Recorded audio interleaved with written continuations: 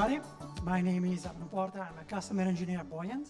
And today I'm here because I want to highlight the benefit of using service mesh from day zero. So why do we need service mesh? What are the benefits that service mesh is bringing to the table? Kubernetes is in a sandbox. There are organizations out there that are constantly looking for vulnerabilities in the cluster, cloud service provider services, in Docker third-party images that we are running in our pods, or even weak credentials in order to gain access to our clusters. And governments are even starting to put in place like a set of policies and best practices that sensitive businesses in sectors like finance, banking, and more need to have in place, like encryption in transit. And this is something that service mesh actually brings by default. But security isn't the only thing that it brings to the table. It brings, for example, timeouts, retries, circuit breaking, observability by default, so that our developers don't need to implement this feature from scratch in any single microservice, but we just need to use service mesh. Also, in order to implement this feature, they might need to scale up, so learning new libraries, and that actually might increase the development time. Last but not least, implementing, bringing service mesh into your infrastructure in a second, after you start implementing this feature, actually might require a review of an entire architecture and actually delay even more the development. So this is just a general overview of what a microservice application would like. You have a lot of microservices talking to each other. They can actually even talk to data sources like databases or tables. They can also be written in different programming languages like Java, Go, Python, and more. As the organization starts scaling up and the amount of microservices increase, so is your development team, number of engineers increase. And actually bring a new challenge, which is consistency. You will now find yourself in a situation where you need to expose a consistent amount of metrics from each single microservice, make sure that each team will implement those like retries or logic into each microservice.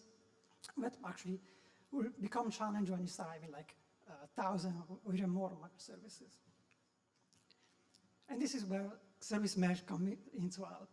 Service mesh is an infrastructure layer that manages the service-to-service communication by deploying proxies alongside the application.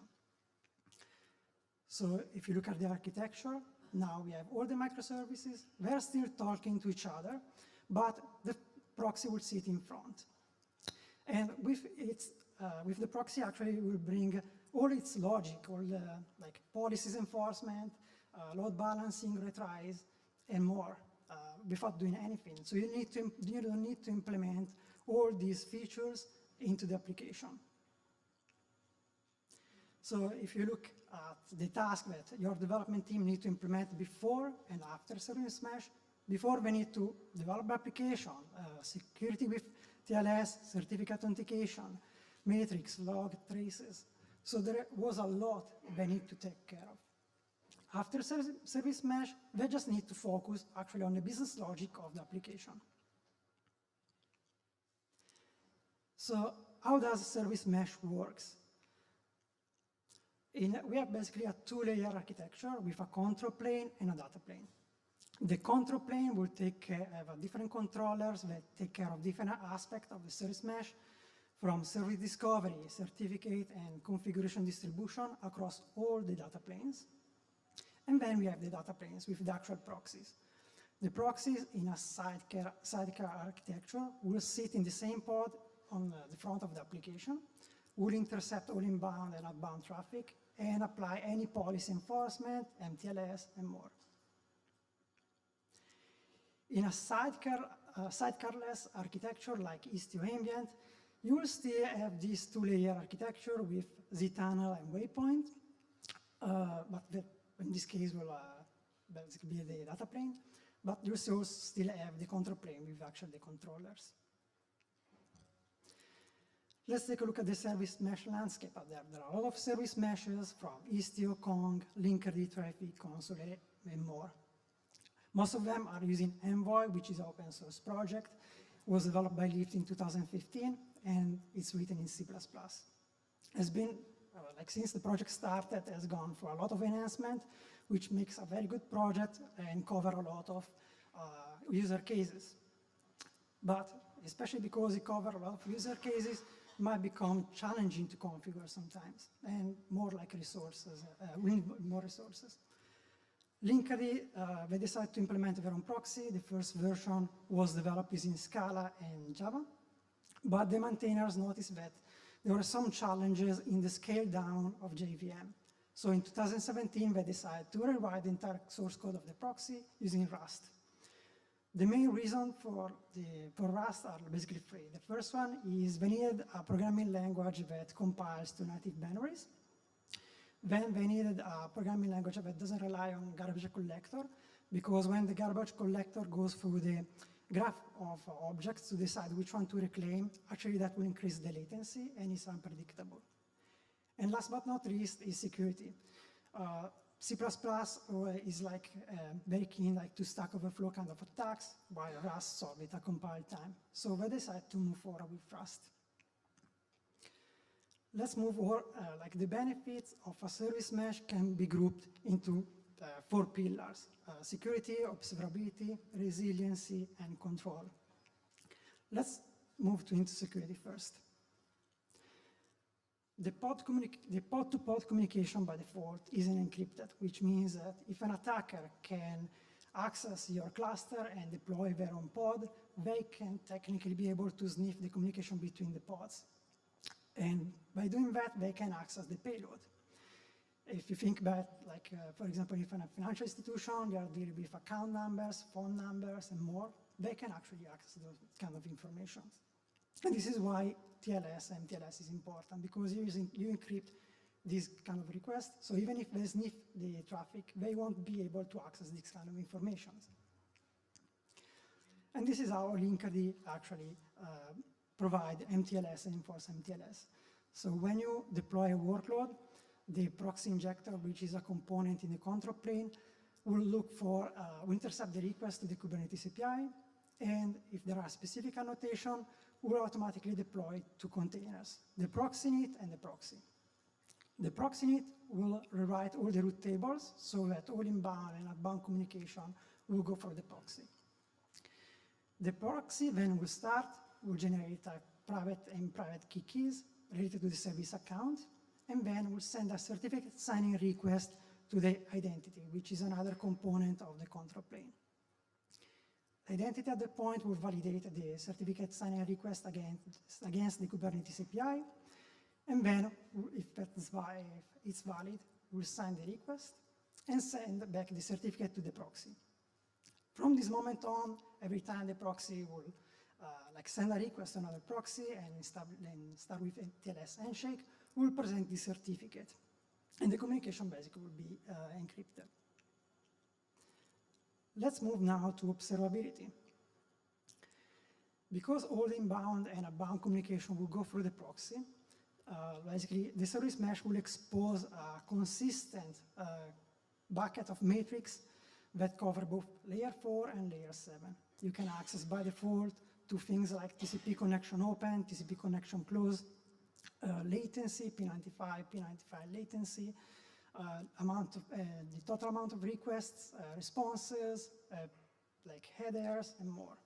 Things that, for example, Linkerd will expose using Prometheus format, so you can easily scrape them and integrate with, for example, Grafana or Splunk. Another thing is distributed tracing. It's very important, especially in microservice architecture. And basically, when there is an inbound connection to the proxy will sniff the header of the request in order to first see the protocol, if it's HTTP1, HTTP2, gRPC, and more. But also to double check if there are tracing headers. If there are tracing headers, the proxy will automatically emit its own span that you can collect in your OpenTelemetry collector and render in Jaeger or even Splunk. So you can have a general overview of all the steps in basically your workflow. Let's move now to resiliency. Sooner or later, something will go bad, and one of the microservices will actually stop working as expected. So it's important to put in place strategies to prevent that before it actually happens, because if you don't do anything, that might create cascading failures. One of the strategies is actually using timeouts. The Linkerd basically use annotations. You might be familiar with Istio and then virtual services, which is a customer source. Istio, the Linkerd maintainers decide to move forward with annotations. There are different places where you can put these annotations. One of them is in the proxy itself, and you can tell the proxy when there is how long it needs to wait before a connection to the actual container happens. So don't wait forever. But in this case, you can solve the top right. It's telling the proxy to wait up to 2 seconds to connect with the actual application code. Otherwise, give up and drop the connection. Stop basically waiting. Another place where you can set annotation is the actual service itself, where you can tell the proxy, in this case the client, to try up to wait for a specific amount of time for the request and the chunk of the request to be ready, to be sent to the server before giving up. But also to tell the proxy to wait for a specific amount of time before receiving a response. So you can, in this case, tell the proxy not to wait forever, which is very important. Also, the proxy uses service discovery, and in order to send the outbound request, you need an endpoint. And this is more like something related to performance, but it's important to know.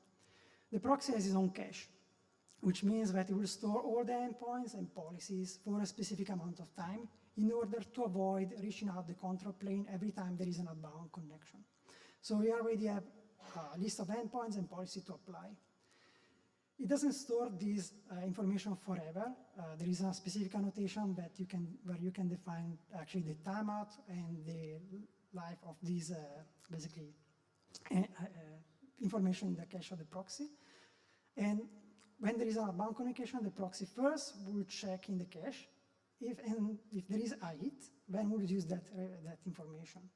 If for any reason the endpoint is not healthy anymore, we'll evict the entire cache and send a request to the destination controller, which is another component of the control plane, for a pool of endpoints and policy that is going to store in the cache again. Another strategy are the retries. Again, we can still use annotation in the service, and basically that will instruct the proxy to send a request, wait for a specific amount of time for the response to arrive, otherwise close the connection. If there is a response in that specific amount of time, we'll check the status code. You can do both with HTTP or gRPC request. And if there are specific responses with a specific code, we'll retry again for a specific amount of time that you can set in limits. In this case, the proxy will send a request to the server. If the server responds within 300 milliseconds and return a 500 status code, then the proxy will try a second time. If the second attempt will fail again, then the proxy will give up and return an error. And last but not least, we have circuit breaking. In Kubernetes, we have deployments where you can specify multiple replicas of the same pod running at the same time. Circuit breaking, basically, what's happening is when the proxy sends a request, if the server is unhealthy, is not available, the proxy will remove it from the pool of available endpoints and then send all the outbound communications to the other replicas. But the proxy won't, it's not like that instance will be ignored forever. The proxy will periodically probe that instance to check if it came back online. Once it came back online, we'll add it back to the pool of instances and start sending traffic once again. Let's move now to control. You might be familiar with canary deployments, where you have multiple replicas of the same, multiple versions of the same service running at the same time. And you might want to test this new version against a pool of users. And you can do that using headers, for example. So traffic routing, basically, you can use HTTP routes, gRPC routes to define the percentage of traffic to send to each version based on things like headers and path. And then we have local rate limiting. This is more like a boundary between control and security. Basically, this is like Linkerd, how it works. In Linkerd, you deploy HTTP local rate limit, which is a custom resource. You define the total amount of requests per second that the server will accept, but also you can be more granular and like specify how many requests per second by specific identities the server can accept. Then, when the server proxy will receive an inbound request, we'll evaluate that request against the total number of requests per second that they are already processed. If that number exceeds the limit, then we'll return a 429 code, which is basically too many requests. So how can you start using Linkerd? There are 3 different ways. You can use Helm charts, so you can easily integrate with your Argo CD or Flux pipelines. You can use CLI, so you can easily install Linkerd using just command lines. Or you can use the operator.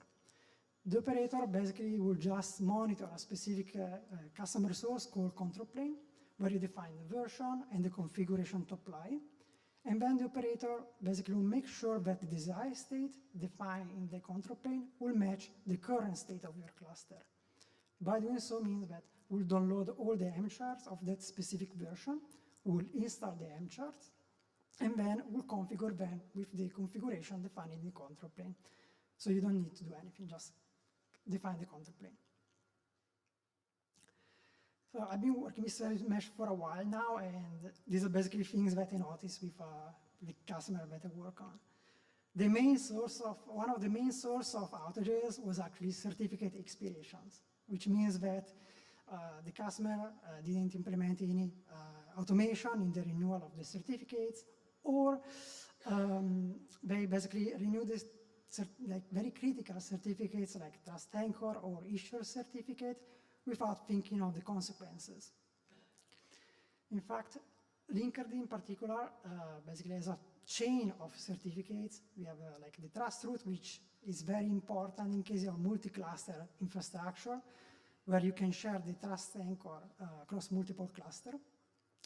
And then the issuer that we saw earlier is the one in charge of signing the workload certificates. My recommendation is actually to use tools like Cert Manager and Trust Manager to automate the rotation of these certificates.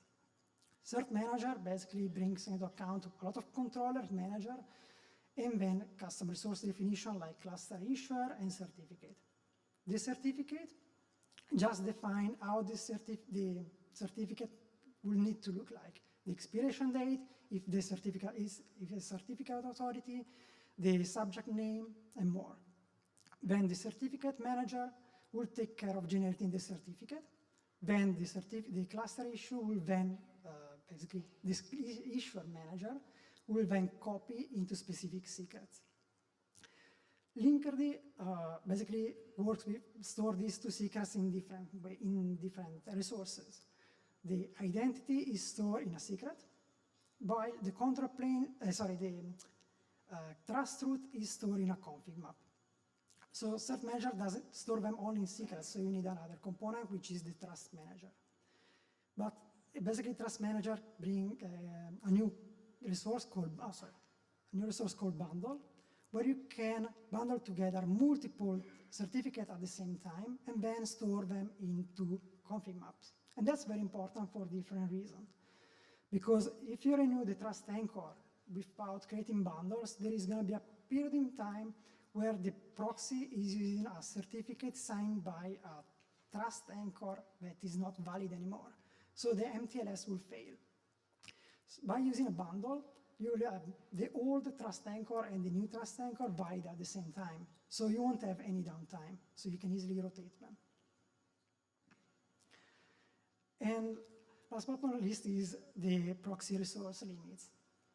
With proxies, not like one size fits all. There are going to be workloads that will need more resources than others, like if you imagine like ingress controller, all the incoming traffic will go through the ingress controller. So then we'll need, if you want to set limits, you will need like to have like limits higher than other workloads. For example, if you are like down the line, a workload you barely use, we'll definitely need less resources than an ingress controller. So my recommendation is, if you want to set limits, to first monitor the traffic and the resource consumption during peaks and average consumption, and then use like annotations to tune the limits based on that particular workload, so that you won't have any out of memory and crashes. If you have any question? Okay, thank you very much.